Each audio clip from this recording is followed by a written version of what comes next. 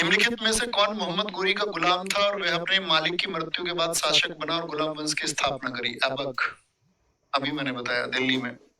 मोहम्मद गोरी को 1191 में एक शासक ने हराया था। कौन थे? घेड़वाल वंश के। देखो, कन्नौज में याद रख लेना, हमने शायद आपको कन्नौज में एक वंश नहीं लिखवाया। कन्नौज का पेज खोलना, राजा जयचंद। मुझे अभी ध्यान आता है कि शायद हमने नहीं लिखा था।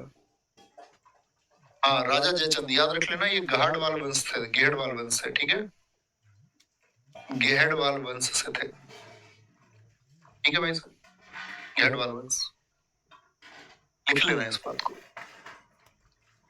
क्या बताया मैंने? घेड़वाल वंश नहीं हराया था, चौहान वंश के राजाओं ने हराया। 1191 पूछ रहा, 1178 पूछता तो क्या आंसर हो जाता हमारा? फिर चालुक्य हो जाता। मोहम्मद गोरी ने 1191 में भटिंडा पर हमला किया और किसके लिए रणनीतिक बिंदु था वो? पृथ्वीराज चौहान के लिए एक रणनीतिक बिंदु था कि भी इस समय पर क्या करना। वो सेनाएं लेकर पहुंच गए, बढ़िया उन्होंने डिसीजन लिया था और हराया भी था, लेकिन उसके बाद में वो स्थानीय शासकों को नहीं साध पाए। निम्नलिखित में से कौन मोहम्मद गोरी का सेनापति था? उसने भारत में गुलाम वंश की स्थापना भी की थी। गुलाम वंश की स्थापना बोलो भाई। मैंने आपको बताया, गुलाम है उसका, ऐबक, यही गुलाम वंश की स्थापना करता है। पृथ्वीराज चौहान ने दिल्ली में के दौरान शासन किया था, कब से कब तक? 1175 से 92। पृथ्वीराज चौहान के पहले निम्नलिखित में से किस शासक ने दिल्ली पर शासन किया था? इनसे पहले कौन थे? मैंने आपको बताया, शासन किया नंगपाल। पृथ्वीराज चौहान का दरबारी कवि कौन था? चंद्रप्रदायी। इस पर सोचना, विचार करना, ठीक है। पृथ्वीराज चौहान तृतीय का समकालीन चालुक्य शासक कौन सा था? भीमदेव प्रथम, भीमदेव द्वितीय। अच्छा हाँ, एक क्वेश्चन है,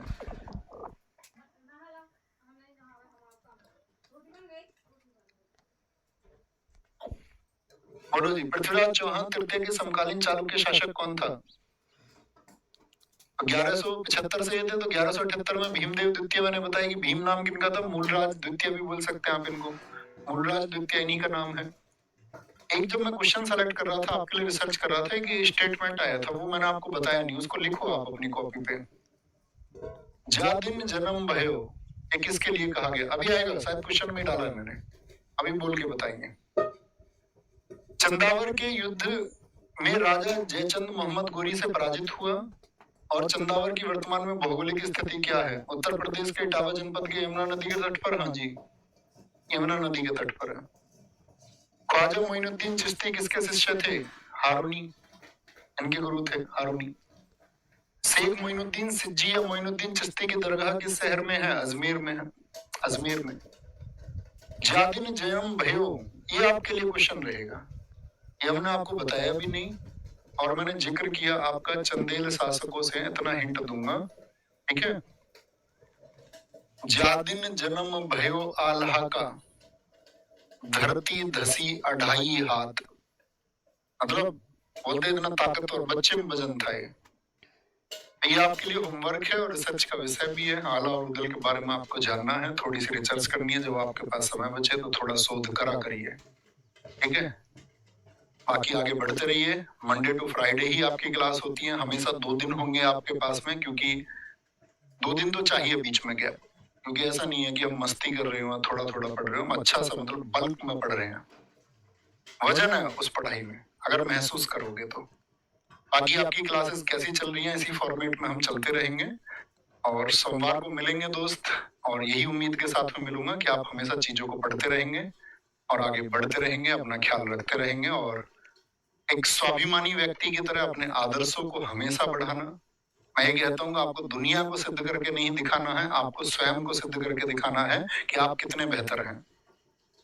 आपकी जंग खुद से होनी चाहिए, आप जितने बेहतर हैं उससे बेहतर आपको करना है, क्योंकि दुनिया के सामने आप पर्दा डाल सकते हैं, दुनिया की नजरों पे आप पर्दा डाल सकते हैं और बेशक पूरी जिंदगी डाल सकते हैं, लेकिन आप उस पर्दे को स्वयं के लिए क्रिएट नहीं कर सकते। आप अपने बारे में सब कुछ जानते हो, और जब आप अपने बारे में सब कुछ जानते हो और आप अपने बारे में जब ये महसूस कर पाओ कि हाँ, मैं दुनिया के बेहतरीन इंसानों में से एक हूँ, उससे बेहतर कोई दौलत हो नहीं सकती।